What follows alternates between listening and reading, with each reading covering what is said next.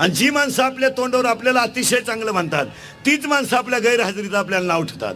Bobby त्याला 13व्या अध्यायातली, Bobby त्याला 13व्या अध्यायातली, स्वकीर्ती कहाणी न ऐकावी आणि पूज्यता डोळा ना देखावी।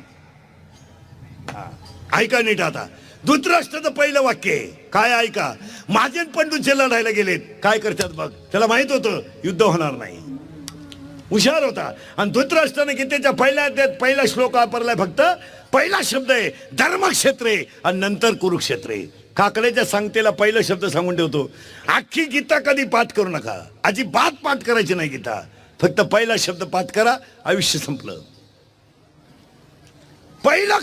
पहिला शब्द पाठ करा गीतेतला, काय शब्द पहिला?